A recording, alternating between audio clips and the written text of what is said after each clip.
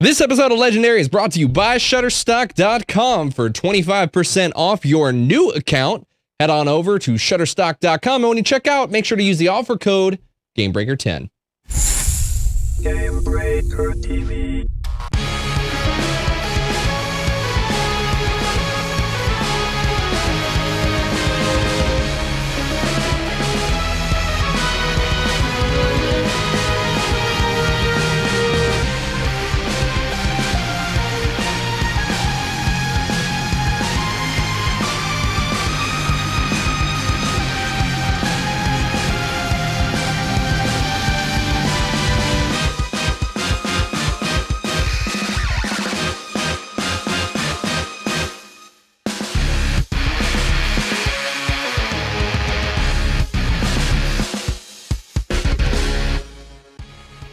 Hello, everybody, and welcome to Legendary number 147.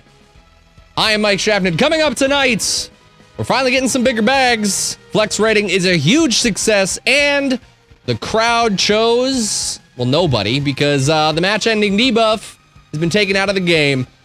Who called that it was a bad buff? This guy. Just gonna say it now. Joining me, as always, from WoW Insider Zam, and right here on GameBreaker TV, bringing the cold from England. Get out of here. If you're going to bring this kind of weather to California, you can go back to Europe, Miss Olivia D. Grace. Fair. That's fair. That's totally fair. I mean, it I was rained driving yesterday, and I was driving to work. On my bicycle. I not only woke up in 60-degree weather in my house. Are you kidding me? But I'm driving to work and I'm like putting a sweatshirt on and I'm like, man, it feels like Illinois. What is this? I left that place. I didn't want to. I left because it was cold. Oh, I'm sorry. Like, it was kind of balmy weather, but really properly tipping it down raining. And I went to the supermarket and they were like, why don't you have an umbrella? You're so damp. And I said, well, I came on a bicycle, so you can't really, like, oh my God, do you want us to call you a cab? Sorry, because America? Like, I think I'll be okay. People are not actually water-soluble California. True fact. And there's another person joining us, but I'm not talking to him, so... Nope. Mikey and I are in a fight. We're in a fight. Fighting. It's gonna be the We're most not speaking awkward to each show. other. It's fine. We're only going to be speaking to Olivia. And that's Yep. Yeah, so Mike, Pat says he's not talking to you. Did you have any? Who's Pat? Who's Pat? I don't know a Pat, but I do know about our Hearthstone beta key giveaway that we're doing right here on GameBreaker TV. Obviously, a lot of you guys are excited about Hearthstone. They've kind of started to open the doors even more. But if you guys haven't gotten a key yet, we're actually still doing a chance to get your hands on your own key by heading over to Hearth Nation. We've got our very own giveaway. It's super easy to do. Head on over to hearthnation.com/giveaway. We're not giving away this sexy blood elf, all right? I'm sorry. That's not what we're giving away here. I know it's misleading, but it's the game board next to her. You scroll down to the bottom, and all you got to do is just like some Facebook pages. Hearth Nation, Gamebreaker, WoW Nation, LOL Nation, and WildStar TV. It's super easy to do. Helps us stay connected to you guys, and we want to give you something back in return. So if you guys are still looking for a Hearthstone beta key, we have some to give away, so please head on over and participate in our giveaway. Let's get started here this week because there was an interview with three of Blizzard's biggest names, production director J. Allen Brack, game director Tom Chilton, and lead encounter designer Ian Hazakostas. Now, there was a ton of interesting stuff that came out in the interview. First up, obviously, the guys chatted a lot about some of the new systems that are coming in place for Refer a Friend. Basically, the way it stands now is it's going to be completely in-game, which I think is really, I'm glad to hear, because I think it was needed, because I don't think a lot of people really ever liked going to your browser or you know, found it really easy. It's a lot easier if it's just all kind of self-contained in the game, as we're even seeing, you know, even though it's not active on our servers, the in-game store.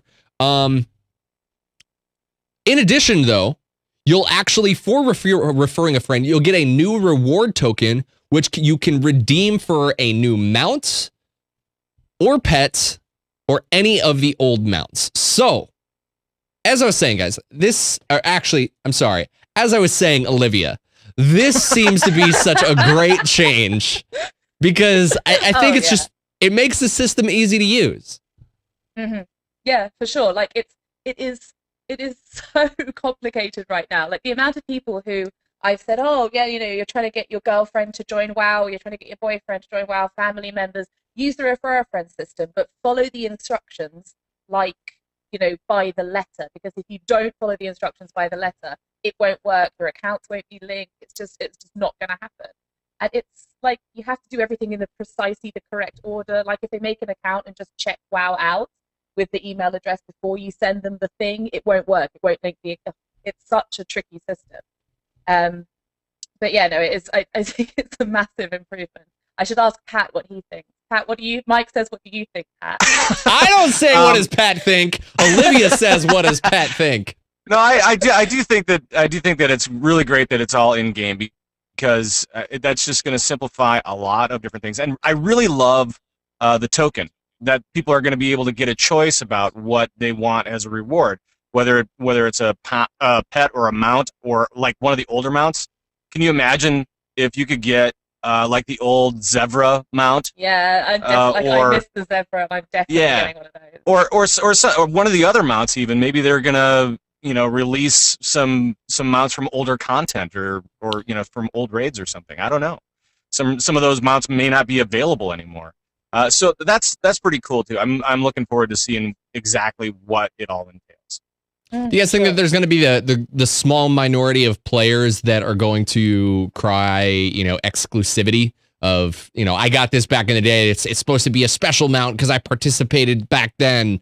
They're going to obviously be speaking up, but I think that, Blizzard shouldn't really be catering to that demographic more specifically. Well, no, and also I think like the problem is at the moment that, once you've got, like, I didn't get the zebra.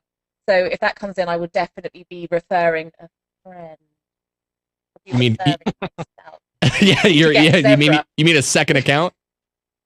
I've got, like, with the amount of accounts I've referred a friend on, I've got like 5. So just buy every time. So here's a top tip: every time the battle chests are on sale for $5, just buy one.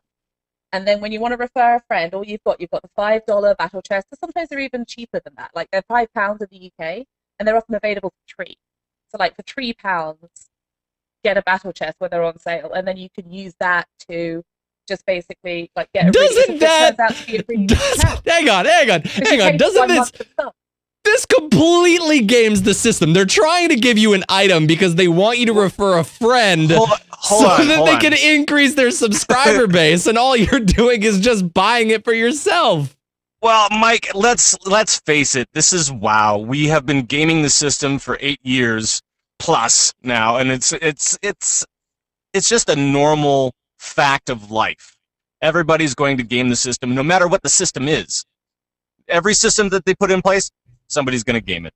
That's just what. And Olivia is definitely doing that. I think the one thing I will say to back up what you guys are saying is it's a lot tougher nowadays to come across a person who hasn't tried WoW before. I think everybody and their mother, even my mother, literally at one point was like, "What's this World of Warcraft thing?" And I was like, "Well, do you want to play?"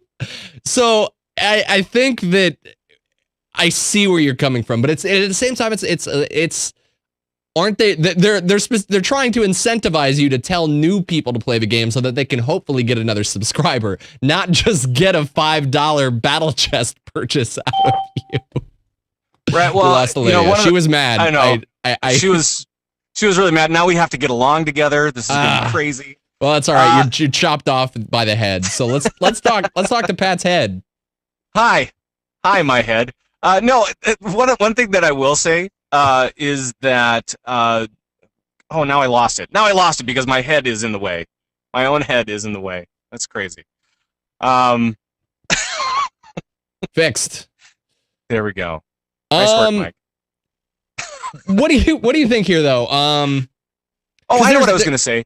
I was going to say something about the number of players that have played WoW. Wasn't it back when Cataclysm was released that WoW came out with a statistic that the same number of people were playing the game, or I'm sorry, there were more former players of WoW than there were players of WoW, and I think it was right around when Cataclysm came out. So that means it was about 24 million players that have played WoW at some point.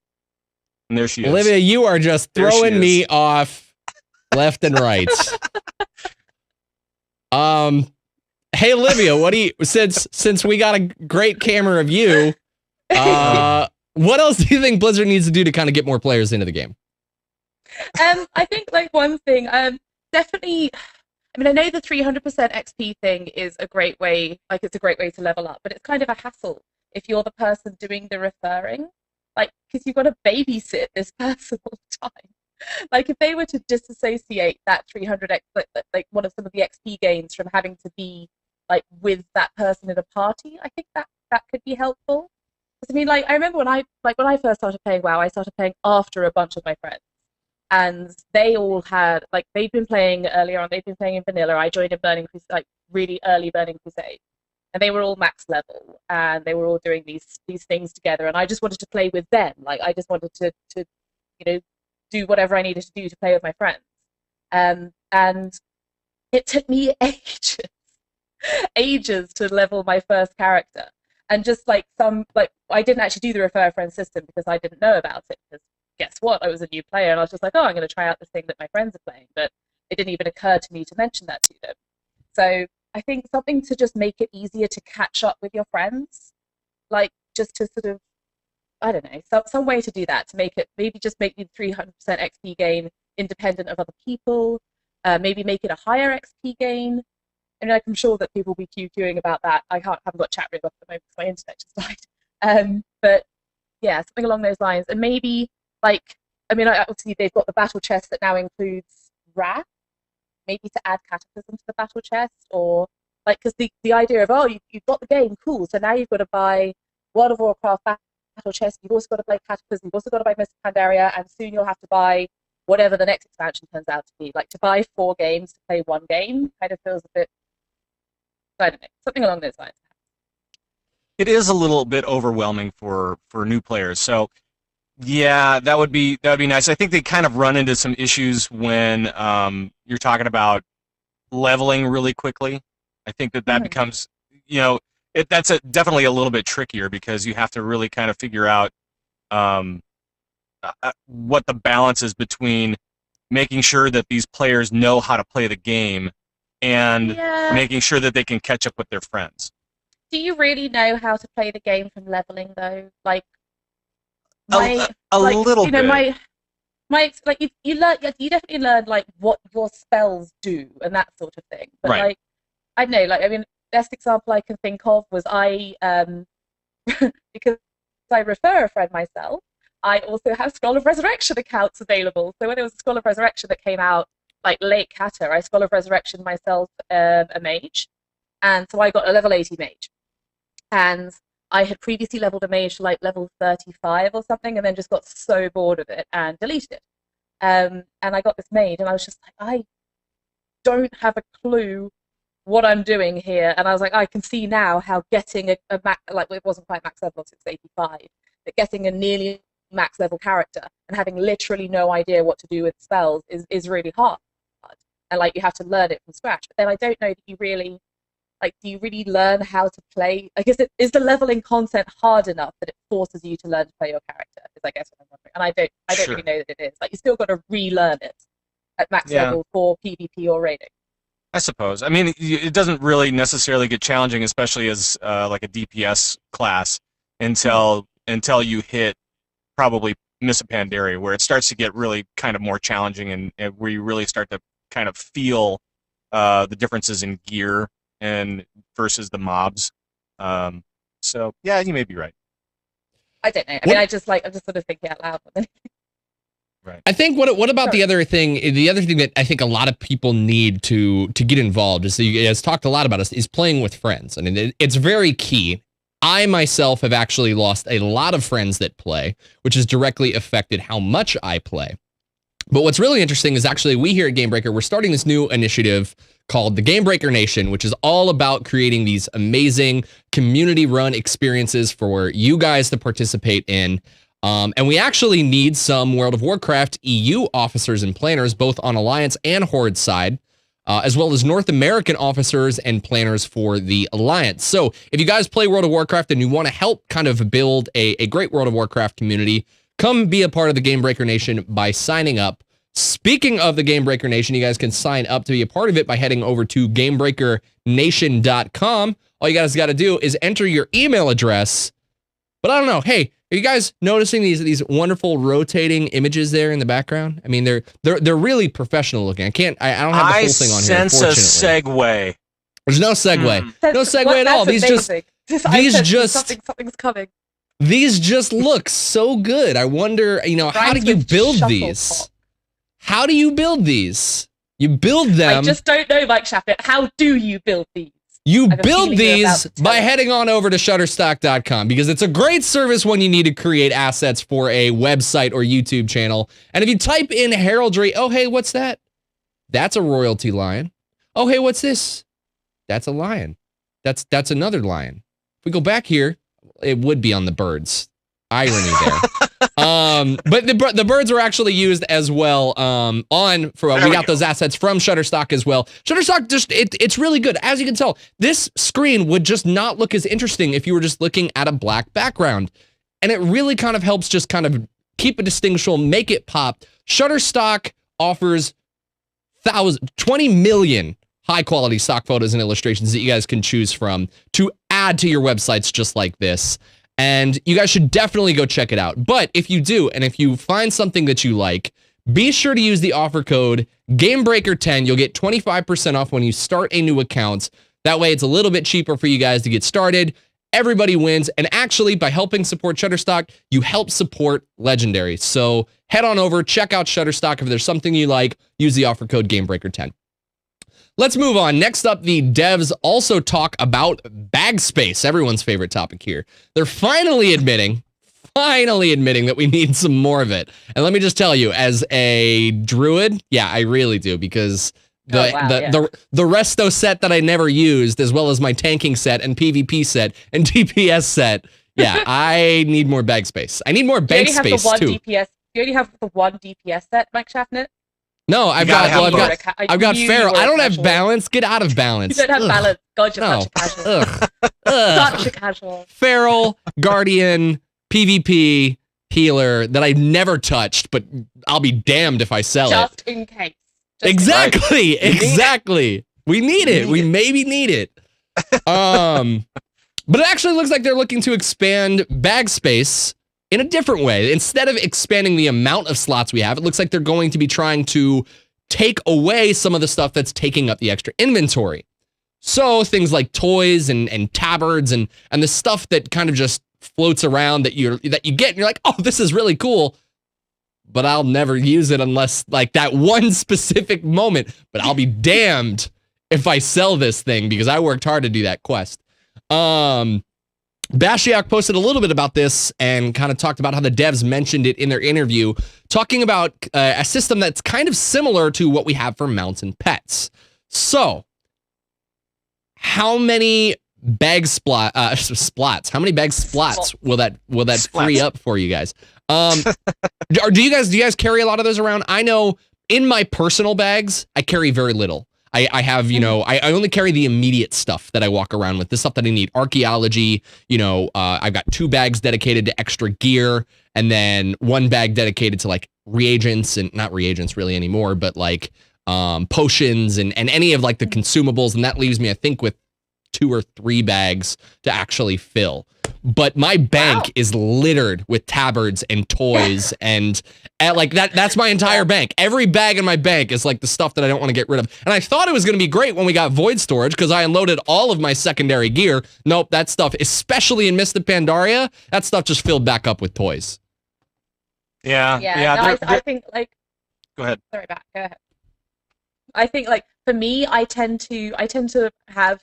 Like, I always have at least 1 PvP set and 1 PvE set in my bags at all times. So that's like the 2 sets of gear. I just tend to have them with me all the time.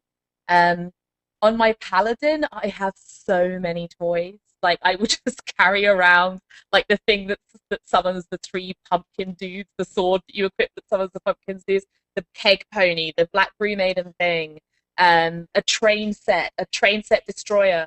some some little toy cars for racing, a whole load of paper zeppelins, huntable marmots, the Gorlock shell that turns you into a person in a bikini, and I just run around with all the Darkmoon carousel mounts, like the sandbox mounts. I've got a load of sandbox tigers as well. I just run around with a whole load of crap to entertain my raid with, basically. So if my raid gets bored, I'm like, let's set up a carousel. And stuff like that. I don't even know what I have, but I have very little bag space right now as it stands, and it's like, yeah, a lot of it's gear, and then you have herbs and flasks and all the crazy crap like that, and then the Miss Pandaria toys have a tendency to like litter everything, and it's just like they litter my bank space, they litter my bag space. It doesn't really matter. I mean, it's just all over the place. Those paper airplanes. Those kits are all over the place in my bags. I have no idea. I could look right now, and there would probably be like 3 or 4 of them. It's like I love spamming. I don't know. People in my guild who have such limited bag space, and I will just throw them things. Like I have the orbs. Oh yeah, the orbs and just filling up your bags with skulls and orbs. You're that person. I don't know when I'm gonna need a golden banana trophy to put on the ground, but I'll be damned if I don't have it the moment that I do. Exactly. But the thing is, exactly. I don't even have void storage active on any character. Like, I don't keep stuff. I'm not a great keeper of stuff. I have a few transmog sets, which I've sort of hung on to bits and bobs from. Like, the first epic I ever got, I have. But, like, my bank isn't full, and I don't have void storage active at all. I think I still have. I carry a ton of crap. I don't really need more. Like, I'm not fussed about more space. It's a nice thing to have, but I'm not fussed about more space.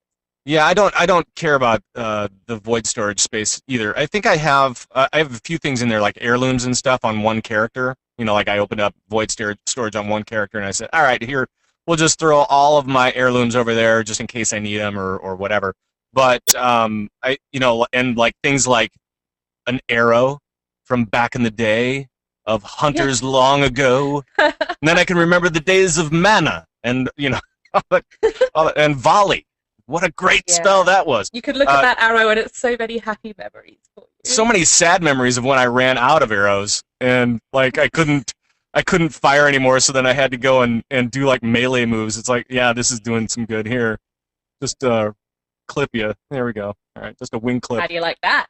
Move and then move away. With the butt of my gun.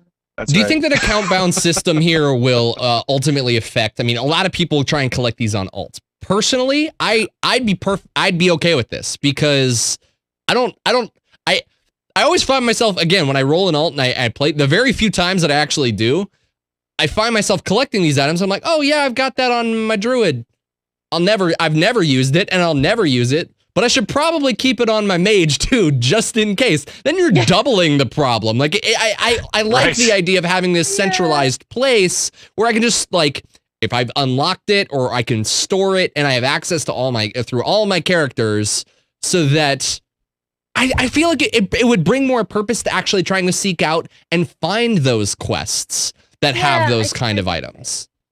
Like, because what Bashiot was talking about, just to clarify that, was putting toys and tabars into a system. We sort of mentioned it earlier, like the system similar to what we had for mounts and pets, which would also have the implication of making heirlooms genuinely bind on account rather than bind on account on that specific server.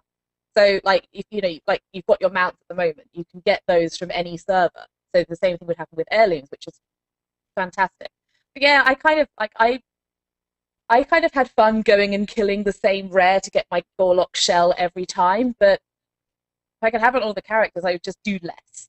Like, there's like the amount of stuff you can collect on the Timer's Isle, the amount of stuff, and to not have to do that on every character would be fantastic. I'd be really happy about that.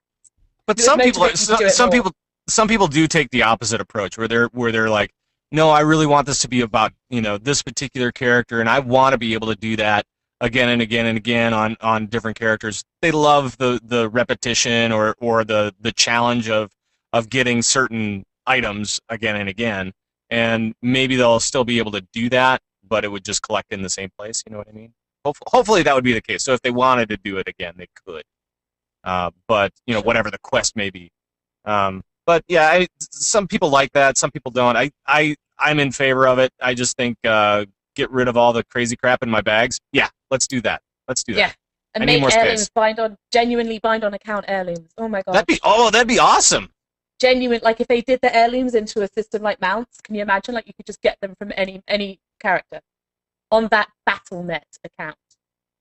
That'd be crazy. How cool would that be? Get out of here, Liv. Get out. I know. Okay, I'm going. Just have your internet drop you again, because That's right. Let me see if I can engineer that again. That's right. Go. All right, we got a ton to cover, so let's just take a moment and move on here, because they also talked about flex rating, and obviously, I think a lot of people would agree how it's been a huge success for the game. They actually said that as many people did flex this week as did scenarios. Now, if they thought LFR was really bringing people into raid, holy cow! I think this is bringing a lot more people into it, a whole different level if it's comparing to scenarios now, because that's huge. That's a big number.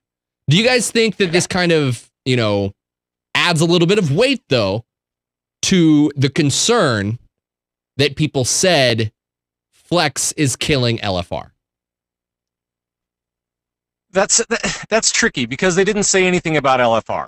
I mean, to be fair, they didn't say anything about LFR. It was only about flex. And yeah, I mean, there's a bunch of information out there that a lot of people are using flex right now, which is actually, I think, from a community standpoint, I really like this.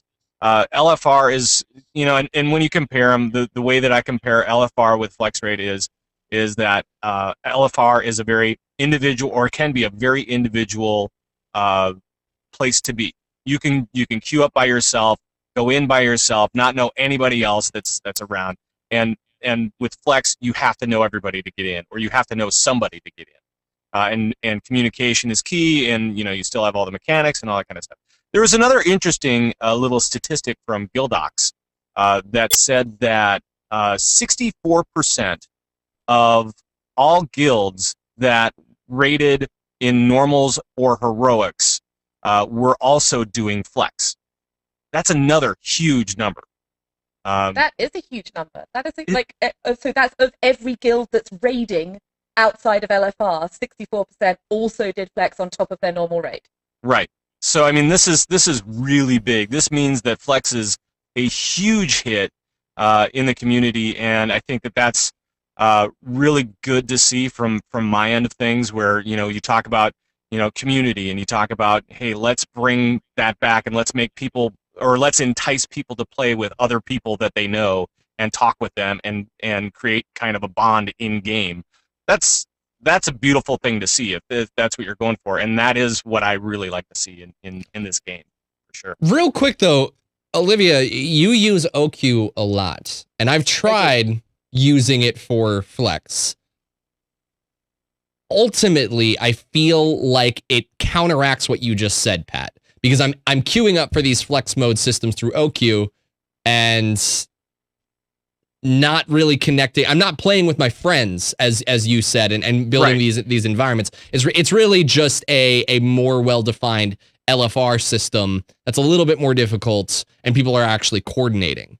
So could OQ counteract your, and systems like it counteract your point? I don't think so, because there is still that communication aspect, right? So as long as you're communicating and talking with other people, it's not, LFR has a bad rap sometimes about how people can really be problematic and trolly in there, and I think that this even systems like OQ would limit that, because you can get, or open raid, where you can get downgraded and then you won't get invited back to one of those raids, to an open raid, because you've been downgraded. So if you have to take personal responsibility in all of those groupings, I think. So I think that there still is that, at least. It may not necessarily be, queuing up with your friends, but you are still having to communicate with others and play nice with others. Yeah, for sure. Like, I think, I don't know, my personal experience of using OQ, I haven't actually used it for flex yet, because every guild I'm raiding with does flex. So I've just been doing it with friends. But like, I've used it a ton for RBGs. That's been the thing I've used it for, and I've made quite some friends through it. Like, I don't think OQ destroys community. I think if anything, it helps to build it. I guess partly because I'm a healer. Like, people love healers, and also because I'm not a bad healer. Like, I'm quite a good healer. And so people are like, oh, okay, well, do you mind if we keep you on social? Do you mind if we keep you on battle tag? And I'm always like, well, no, of course not. That's what this is for. And actually, like, I've used OQ for ages now, and like, I've actually really made friends through it. And there's a ton. I see people in chat rooms saying I don't know how to use OQ. There's a ton. I've written like 2 guides for OQ. Just search OQ guide. There's tons of them out there. I've even written a guide specifically on how to use it for Flex. Now they also go on to mention kind of how over half of the groups have had varying raid size throughout the run. So I think it's safe to say that people are really enjoying the flexibleness of flex mode, because that's what's making it so appealing. Do you guys think? That was more of a question. I posed it as a statement, but do you think that's what's making it so enticing? I definitely, like, for example, one of the guilds I've been running it with, we normally seem to start with around 20 of us, and then people will be like, oh, okay, no, I've got to go now. Oh, but my friend can come, and it's constantly people dropping in and out, and it just seems to work. Like, at the start of the evening, we seem to have 20. By the end of the evening, we've got about like 17 or 18. And it's just so convenient. Like, and the other guild, we always have like 13 or 14, and sometimes people will have to go for half an hour to do something else, and then they'll come back again on a different character. It's just so easy. As group making goes, it just makes it so straightforward. And the change that they made, which we talked about on Legendary, was it last week or a couple of weeks back, where they meant that you didn't have to go back to the position the least progressed person had made it to. Fantastic change. Yeah, that was one of the things that they talked about in the video as well, was that they made that change because it was confusing and it was not. They tried to look at everybody and then decide, okay, well, what bosses do we need to do? Do we need to start over again or whatever? And they said, you know what? Let's just go with the raid leader. How about that? Yeah. And everybody rejoiced, and everybody said, yeah, we can live with that. So that was really cool. And the more wings that come out in Flex Raid, the more I see people jumping in and out, which is really great, because you'll see one guy that says, you know what, we're gonna do, all the wings that are available right now in Flex, and let's just start at 1 and we can grab whoever and just kind of play around a lot more. And I do see a lot more play with people jumping in and out, saying, oh, I have to go for a half hour, I'll be back when you guys are in wing 2. Yeah, like, exactly. Like, we seem to start from the latest wing available and work back, because more people leave Newt from the later wings. Catching Mike Shaftness is giving me his speech. But then it's like we just work back through it, and it works really well. You will mess up. You will mess up. You will mess up. That's what I'm doing to you constantly. Working. But yeah, Trekkie does mention the bugs. It does seem to be a little bit buggy with the queue system this week. Like, just people not getting the queue or something. But yeah, it seems to be working relatively well, and I'm sure they'll get these little niggles ironed out.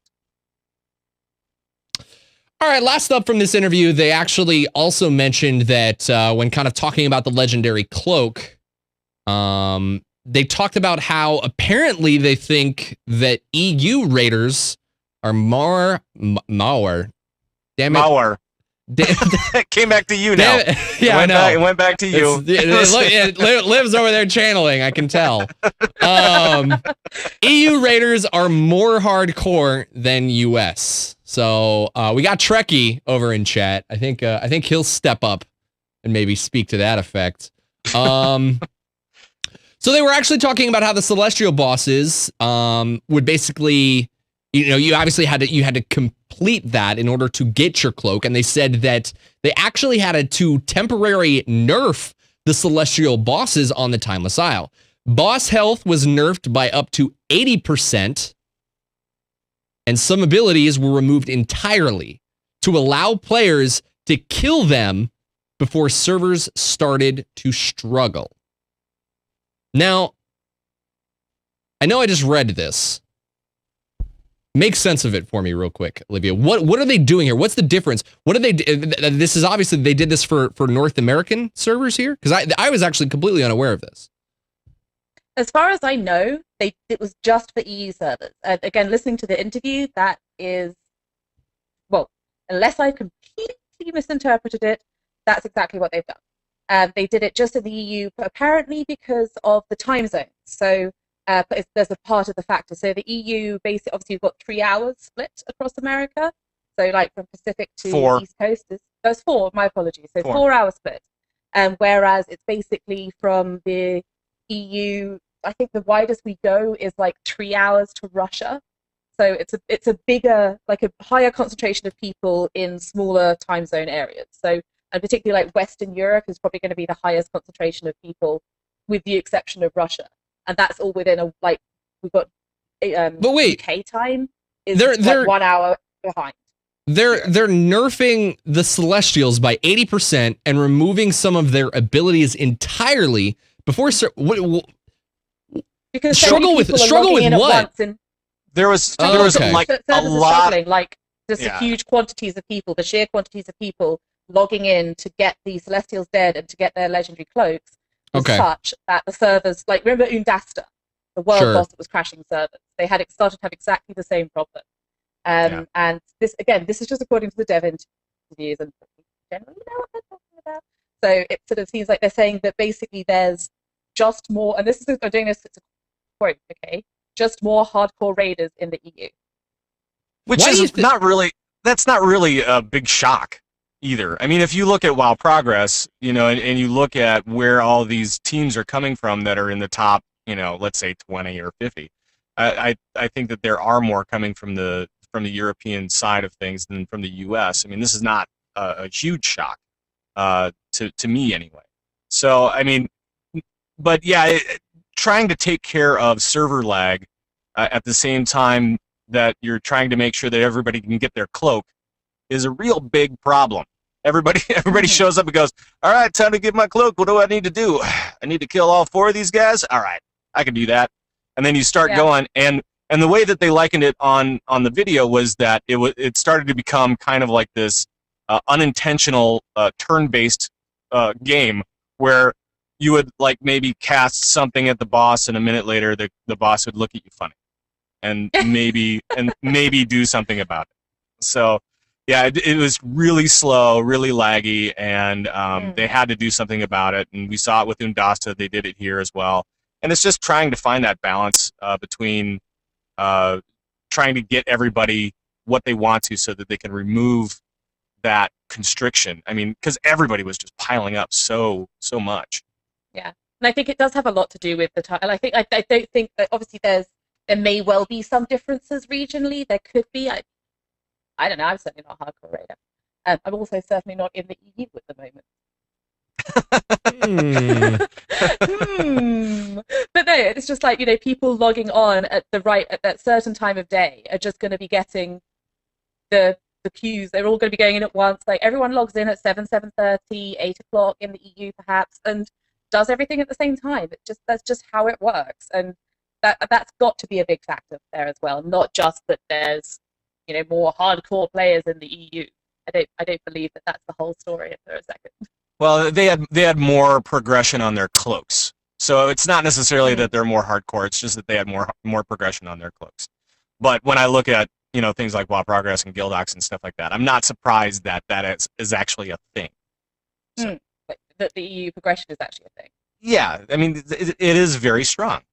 I suppose actually, yeah, looking at, like, I mean, Midwinter got the world 5th Garrosh kill now, but it sort of EU, US, EU, US.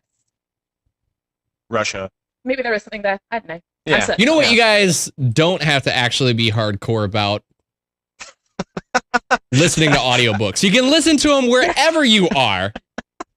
Yeah, I'm trying to find like these words. I'm holding on to these words that you guys say. And I'm like, the EU and listening to audiobooks. Maybe that's it was originally going to be slow and laggy. You know what's not slow and laggy? Audible.com. Listening to books on Audible.com. Audiobooks. Audible.com is a great service that offers hundreds of hours for your listening pleasure of audiobooks that lets you listen to wherever you are, whether you're doing dailies in World of Warcraft, or maybe you've got to take a break you're in middle of a flexible raid and you got to go drive somewhere to pick up your kid from school or whatever the case may be, pop in an audiobook and listen to it while you drive. Even more importantly, Audible.com has video game related topics that can relate to almost everyone. They've got books specifically on World of Warcraft, which I know will speak to most everyone out there who listens to this show. Fulgent Shadows of the Horde, Tides of War, Wolfheart, Storm Rage, all available for download right now on Audible. And they even have, for example, a big movie that's actually coming out November 1st is Ender's Game. And I know a lot of people like to, fight the argument that the book is better than the movie. Well, why not, before going to the movie, catch up on the book in just 12 hours worth of your time? 12 hours. I could finish that in 12 days with my commute. 12 days. Now we're in the car. Wow. That's it. And that's before November 1st. I could have it done and ready so I can go in and tell everyone who wants to watch Ender's Game that the book was much better. So go check out Audible. You can find all sorts of audiobooks available for download right now. And if you guys head on over to audible.com/gamebreaker, you can sign up for a free 30 days and you'll even get a free audiobook. So you can start listening to the World of Warcraft books or Ender's Game or one of the hundreds of other books that they have right now. Let's move on because we've got some serious PvP news to cover. Let's just open up the link. I can't click and open up a book at the same time. So just imagine my other hands here. The Holinka files. We have spoken. I missed the Holinka files. I missed it. Yes, I have too. It's so nice to have them back. We have spoken so much about the crowd shows you. Olivia, you and I have been in such disagreements about this buff. The match ending system. It's a buff that basically allows you to one-shot the opposition in order to keep overall arena times not extending into what Olivia likes to call the troll phase. Way back when it was first announced, we all agreed that there was kind of potential to have it in the game, but thought that it didn't really have, it was going to have its problems. And sure enough, we were right. Blizzard community manager here, I think you guys know him. He's a little cinder kitty known as Lore. He posted about this last night. He said, in an upcoming hotfix, we'll be removing the crowd shows you entirely and replacing it with a new mechanic called dampening. If a match should last for more than 10 minutes, all players in the arena will begin to receive a stacking debuff that reduces healing done by 1% every 10 seconds. This will continue until one team is eventually able to claim the victory. In an extremely unlikely event that neither team has won after 20 minutes, the match will end in a draw. We feel that this mechanic will have a much smaller impact on playstyle, team composition, and decision-making than the crowd shows you, and thus result in more fun and exciting matches. We're currently testing the hotfix internally, and will provide an update when it goes live. Before we get into this new buff, because I've got some opinions about it. No, say it ain't so, Mike. I don't even want to ask, was it really causing massive amounts of problems? Of course it was causing massive amounts of problems. Yeah, I called this. I mean, I don't think we ever disagreed. I think we disagreed on various aspects of it, but I don't think we ever disagreed that there was a huge potential for this to be gamed.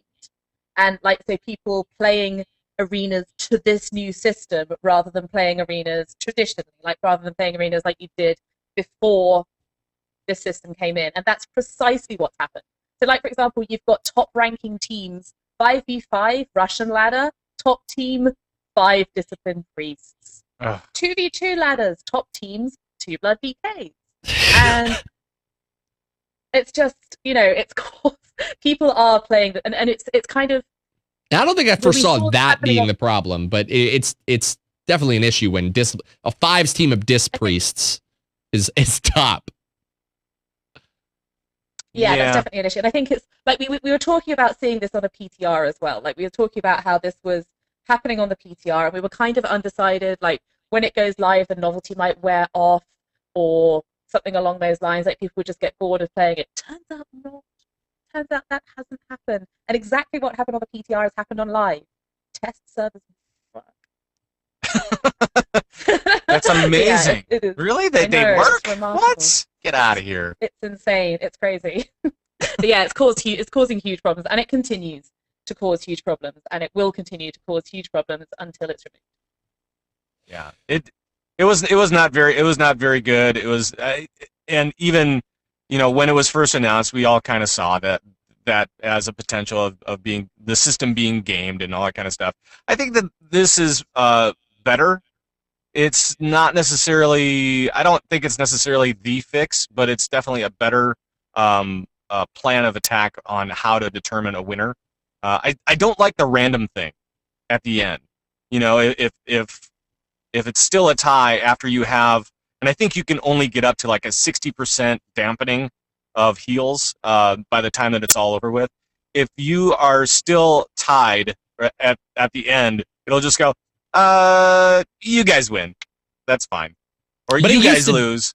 It said if it hits 20 minutes, it'll end in a tie. Right. Yeah. So we go back to the old Didn't it- system. So didn't it say- the system. I thought Right. I thought the post that I saw said that it was going to randomly choose a winner. No, I hear No. the last thing that Laura said is it will continue until one team eventually They is must able to have claim updated victory.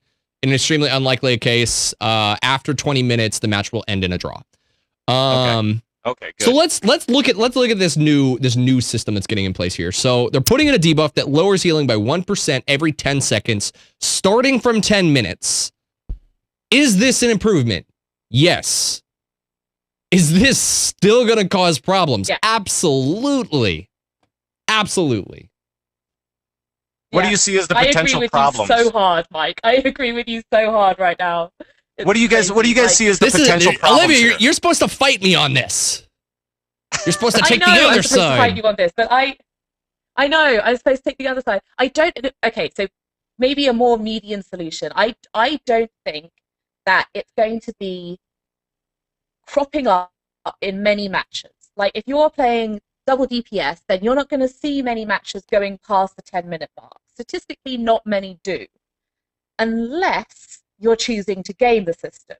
And you absolutely will be able to if you're playing certain classes. So one thing that they keep not clarifying, and it's sort of conspicuous, because they've been really, really good. Law and Nakatoir in the EU have been really, really on the forums today, just like going in and clarifying people's concerns.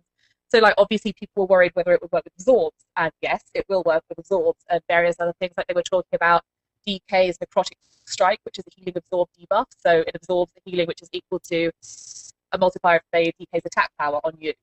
And yes, it will work with that. It will not work with Mage Cake. It will not work with things like the Mortal Strike debuff. It will not work with external percentage mitigations, but it will work with everything that is not percentage external mitigations. So they've been really, really sharp on that. What they haven't yet commented on, and I'm wondering if Pat's like checking the forums now to double check whether this is true, is the rogue, what I'm going to call the rogue problem. In that if you're a class that can kite well with stealth or with any other mechanic, you can do the Warsong Gulch flag carrier strat. And you can just be that, and Mike Schaffner is cackling because he plays Yes! through it. Shadow Meld prowl for the reach. win. You could be invisible, out of reach to those people until that debuff ramps up, and then be like, right, we've got 3 minutes to go. I reckon we can land a kill if we go right now. The debuff is at this level. It would be like what? Like, I'm so bad at maths. Half of the difference between 160. Rogue Feral. I just realized Rogue Feral control so 80. hard. They control so hard because they can sit there. They can start the thing 30. stealthed and then unstealth to grab the stealth debuff. The shadow side debuff, Crystal. But yeah. and if then you're it'll be like quick the rogue will be enough, unstealthed with- okay, and if you're quick enough, and you also re-stealth. Glyph stealth, 2 seconds. Exactly. 2 seconds. You can just sit there and You're out for 2 keep seconds. absorbing You it. Oh, this is gonna be glorious. Never mind. people are even I gonna love the have time system. Target I love it, Blizzard. Keep it in the game. Keep it in the Cancel game. my earlier rage. I love this system. Yeah, and it's like, I think Feral Druids have it harder because don't you guys have a 6 seconds cooldown on Prowl? Not if you're intelligent and play Alliance, because then you can just simply Shadow Meld and then wait for the Shadow cooldown meld to it. come back and then Prowl again. That's why I play Alliance, just for the record. Yeah. There we go. What about the fact? Okay, so I've got. Well, hang on, because I was reading the forum post and someone brought up a really good point. They brought up Ret Paladins, which are their survivability comes from the ability to self-heal, whereas a warrior's survivability comes from damage mitigation. And that's ultimately what the problem here is the old system. People were gaming it and trying to basically create the system where, healers became a little bit null and void towards the end. It was, or were a little bit more kind of focused because it was all about keeping your person at highest health. But now it's actually really devaluing the healer if you can't end a game in 10 minutes, which not all classes can. If I go in as a feral druid with a healer, I only get a kill window every 3 minutes when I have Berserk up. So ultimately, it's devaluing my choice of, do I go with a paladin or a disc priest, or do I go with something like a rogue? And again, I'm shaping and determining my systems based on this buff, not team comp, not who I want to play with, not, what I think is a good, strong, team comp. Yeah, I think I just wanted to sort of I read that same post in the forums with the person saying, oh, I'm a paladin, so my survival is based on healing and I don't have any real absorb abilities. You might want to just check through your spellbook, mate. Pretty sure you've got a bubble and a hand of protection and a divine protection and the option for sacred shield. You've got a few things in your... have a little look in there. Yeah, a few things in your toolkit. You might have not noticed. Especially as a paladin. And also hand of sacrifice. Straight up shields. But I get where he's coming from. Warriors are so much more centered. Like, paladins truly do ultimately survive in a 1v1 scenario because they have such strong self-healing. A warrior doesn't. A warrior you can just eventually slowly burn down. It just takes a long ass time. Whereas a paladin takes a long ass time to burn down because they're healing themselves. So that will become a problem if you start hitting this healing reduction. I think the point that he's making, I think that the guy himself may have phrased his point badly, but I think the point that he's making is good. This definitely is going to affect different classes differently. And even within healers, it's going to affect different healers differently because of the ways in which different healers heal. So, for example, Spirit Link Totem, which is a Resto Shaman ability which redistributes health amongst everyone inside the totem, is going to be a very, very strong cooldown all of a sudden because it takes all the health and splits it up. And then you've got other classes I think classes that use absorbs are going to be, any class that's got a lot of percentage mitigation abilities are going to do well out of this. Whereas I don't think Resto Druids are going to feel great about this. It's just good. It's going to affect, yes, absorbs are effective, but it's definitely going to affect different classes differently. I think priests are going to come out very strong because Holy has very high DPS at the moment. Holy is definitely outdoing discipline in arenas at the moment, definitely at the higher rated levels. Probably just because of the DPS, but also because of chat size. But they can just DPS. They can help with the burst once their healing becomes useless. Classes with absorbs are going to do well because they're preventing damage rather than healing through it. I think Resto Druids are going to struggle. I know you've got Ironbark. Barkskin. Is it Barkskin or Ironbark? Barkskin. Well, it depends. You can do Ironbark as well. I mean, the Ironbark is one of the things that you can get for sure. But yeah, I mean, any of the more direct heals are going to suffer for sure. And Druids are one of those where, I mean, especially with HOTS, it's not going to necessarily work out to their advantage. That's for sure. So yeah, I mean, Resto Druids are going to have problems. Are Shaman going to have, or Shaman, sorry, going to have some issues anyway when it comes to Resto Shaman? I think Shaman are going to find it, Resto Shaman have got some good cooldowns in, if they take Astral Shift as opposed to Stone Bullock, which I think they probably, people are going to take either Nature's Guardian or Astral Shift as opposed to Stone Bullock, because Stone Bullock is a number and an absorb, whereas Astral Shift is an external percentage-based mitigation. And then you've got Spirit Link, but all of their other cooldowns are throughput. And that's a problem with this new system, having a cooldowns which are all throughput, whereas, at the moment it's great because you can just keep people high, lol, Healing Tide Totem. And I mean, in a way, and it just, I think, as someone who plays a healer that's so throughput focused, I mean, I play Disc as well, so I can't talk about that, but I don't know, Shafnet, I know you used to heal in arenas, Mike? At some point, maybe? Or have I got that completely wrong? No. Okay. I tried that once. It Anyway, was so- awful. Gotcha. But anyhow, so like as a healer, this feels crap. I'm just gonna sort of like this is definitely better for the game than the crowd chose you. Definitely, 100%. I don't think it's a perfect solution. I think that there are other solutions out there which are much better than this as a solution. On a personal level, I hate this. I hate this idea. I hate the idea that if my team doesn't get someone down by the 10-minute mark, I will then become steadily less useful as time continues. My primary purpose in the arena, and I pride myself on being quite good at this stuff, my primary purpose in the arena, I'm going to get worse and worse and worse and worse and worse until a timer runs out. Me That too, which feels is why pretty Olivia shit. and I today are starting our campaign to bring WoW back to the old days and implement no system so I can go back to trolling. You heard it here from Olivia's mouth. I actually have a solution to that, though. I have a solution to that. It would be an entirely new debuff or buff or whatever you want to call it, but it would be called Blood in the Water. And what would happen is, after 10 minutes, they would start introducing sharks with lasers on their head, and just shoot random people for percentages of health until they all kind of, and then ramp it up over time. I think a DPS solution is better than... You've been watching too much Austin Powers. I've been watching too much Sharknado, and they just made the book Sharkano, and they're making the movie Shark Avalanche, which is horrible. Here's my problem. Like, here's the problem with it though, and like I understand there needs to be a system in place to avoid the troll who's just making matches end forever. Why is not just a 20-minute cap the solution? Because no matter how you do it, whether you're affecting the healers, whether you're giving out a buff, whether you are doing Pat's solution where you're adding damage to people, you're ultimately randomly affecting the outcome of the match and creating these factors that people are going to put into the way that they play. If ultimately the time is the issue, just cap out the time. Why is that not the solution? I mean, dude, I like laser beams.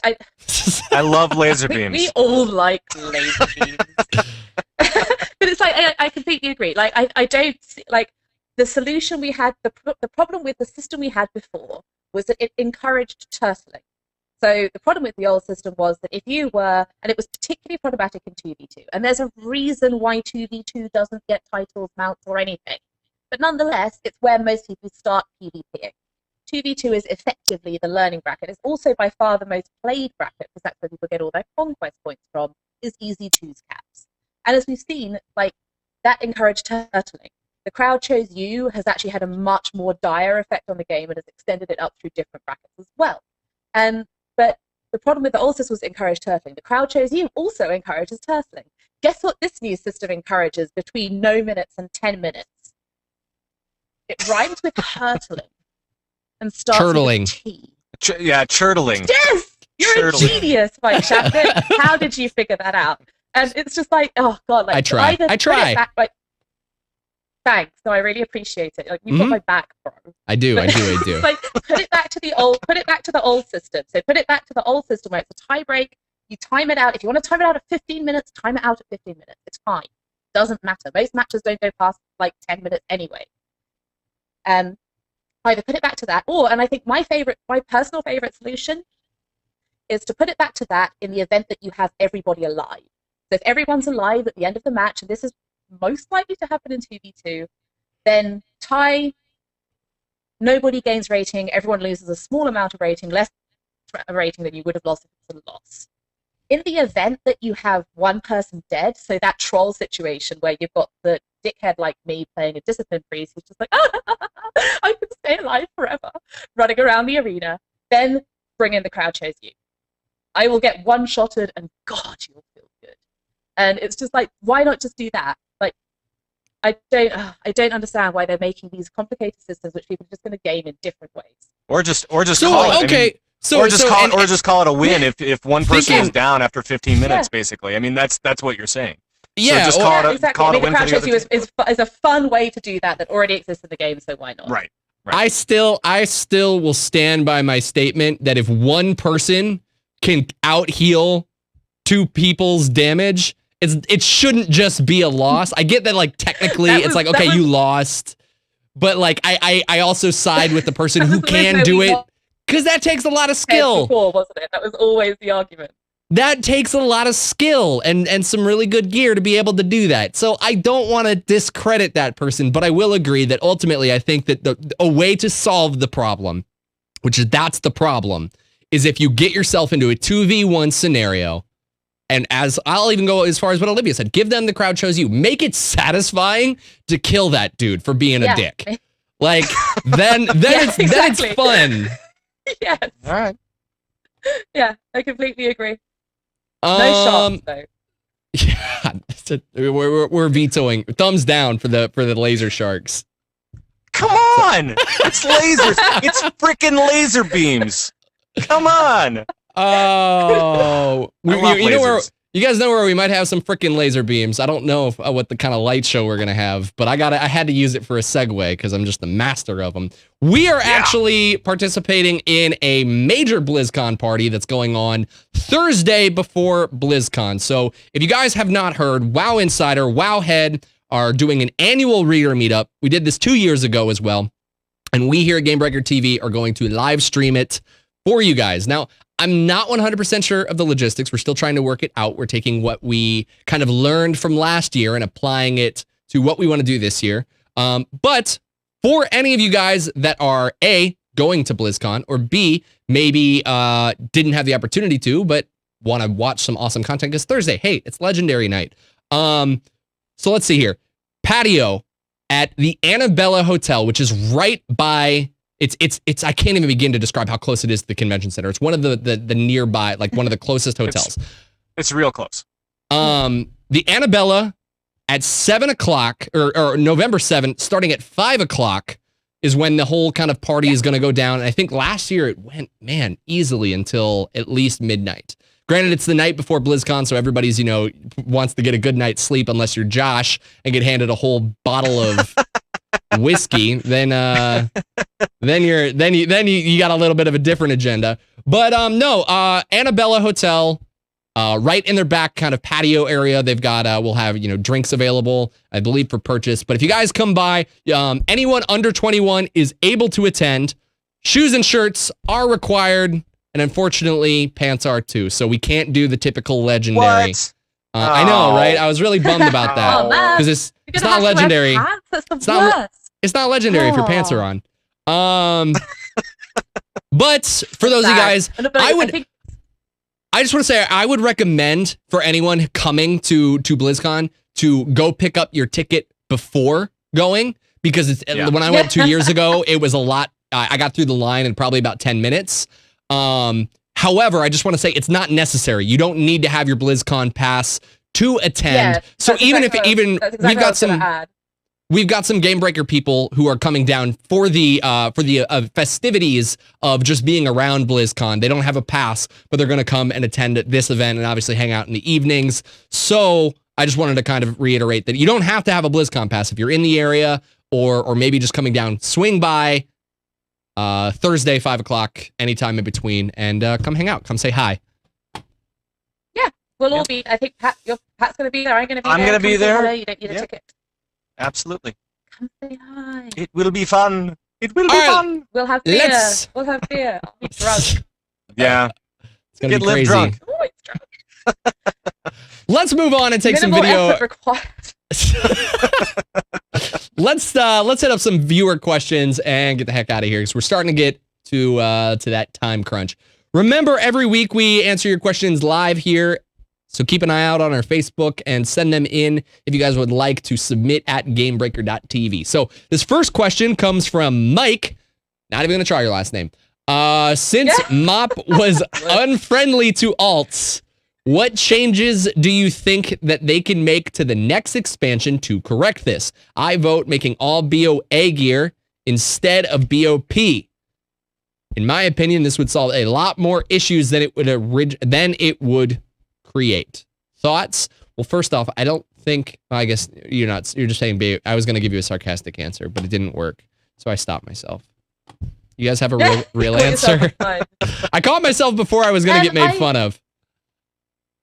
Right. Probably was. I think it's I don't think it's a bad idea. I think that it would encourage people to do dickhead things like rolling need on gear they don't need in dungeons if all gear was BOA rather than BOP.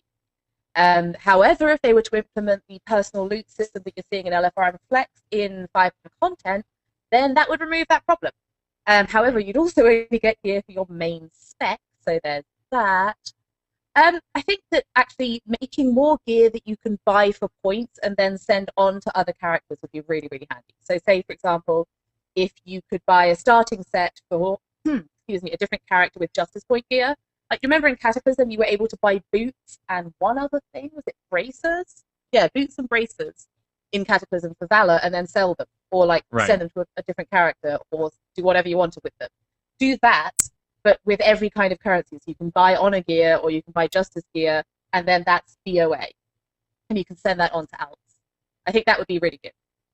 I think they really struck something here with Timeless Isle, actually. I really like the system that they put in place for Timeless Isle. I think that it's actually done a lot for those guys that want to bring up their alts before the end of the expansion. And with all the content out there, I mean, some people really want to get their alts in and kind of tear it up and try to maybe conquer some older content in Mists of Pandaria, but it's still, new for that character. So, bring in a new character, do some new things. And so I really like what they did with Timeless Isle, and in that video that they came out with this week, it sounds like they may be trying for more of that kind of content, especially for end of expansion, which I think is going to be really, really cool if they can do that. Yeah, agreed. Next up here, Andre asks, if the game were to get 2 new races added, one for the Alliance, one for the Horde, ogres would be a shoo-in for the Horde, his opinion, since one clan already serves them. But what do you guys think the chances are of a cat-like humanoid race joining the Alliance? I'm thinking like Thundercats join the Alliance. I mean, we've got them in every other MMO. Why not WoW? A section of the Tol'vir trapped underground isn't too far-fetched. One, kind of already got that through the Worgen. I get it, puppies aren't cats, but kind Druids. of already have a thing like that. Got druids. Second off, can I just say this? People play cat race. Look at Final Fantasy, all right? And look at Final Fantasy XIV Reborn. People play the Makote because they are relatively perverted, and they like the fact that they're probably the more attractive looking females in the game. It's a weird fantasy, but I don't think the Tol'vir fit into that kind of sexy cat category. That's my opinion on Tol'vir. The Tol'vir definitely do not fit into the sexy category for me either. No. So, nope. I can't really see that. But and I don't know if they can really. Well, I mean, they can always make up a new race, I guess. But it seems kind of weird. I don't know. I don't like that. Yeah, I think as we sort of tick along further, they're going to get into the more and more far-fetched zones, which is going to get a little bit crazy. And also, the Tol'vir have a similar foot problem to the Naga in that they have an excess of feet, where the Naga had an absence. Well, at least they have shoes so that they can get the gear. They can actually get the gear and wear it, and it'll be multiple shoes. It'll be four. Yes, they have to get two sets of boots for every sets of boots. Oh God! So if we're writing off cat people. No cat people in the future expansion. Mm-hmm. I won't even say what race do you want to see join the Alliance. I'll go this way with it. What do you think? New class or new race? I'd love to see the Wolvar. I'd love to see the Wolvar actually be playable, but I know that it's not going to happen. I'd love it though. I think we're going to get a new race. Ooh. Because I think they kind of got too much. I think we're struggling with classes at the moment. In all honesty, I think that we're having huge balance issues. PvP has been ridiculous this expansion for most of it, and I think a new race is an easier one to deal with than a new class. I really don't think we're going to see another cross-faction race because various developers have said they specifically disliked how the Pandaren were cross-faction. what that race will be, ask Missy, because she'll. I go with chat room and say new faction. I've lost you, chat room. My internet's being so terrible. New faction. Let me play as the Burning Legion against everyone else. Now that would be interesting. That would be interesting. I think it's. Have you ever seen that that English to the rest of the world translation guide where it says things like, would you like to do this means do this, and when we say that's interesting, we mean you're insane. That's true. So yeah, that's interesting. You are insane. It's noted. It's noted in the record books now. So. Let's take up this final question here. Andre asks, with you guys spending so much time in front of computers, what do you do to stay healthy? Oh, this has like so many likes on our Facebook question. And it's just like, wow, Andre, thanks, Facebook. Couldn't even read that with a straight face. Here's what I do to stay healthy. I eat a lot of Cheetos and I drink a lot of Monster. Okay? It keeps me awake, keeps me alert, and keeps me cheesy. That's all I need. That is a great regime, Pat Crane. I mean, Thank you. empires have been won and lost off the strength of regimes such as that one. Right. I actually I eat pretty well. I love to cook. So I'm not, I don't know if I'm a good cook, but I really love cooking. I've been in the States for a while now, and the fast food is really not agreeing with me anymore. So I've just been like cooking constantly and eating healthy. I eat a lot of fruit and veg. And I cycle everywhere. So that helps. And I've always been kind of sporty. So yeah. There you Diet and exercise. but when do you have the time? I have to raid. I think the one thing that I would say even to stay healthy is honestly, and I've learned this and I've been very bad about it lately because I've been too busy.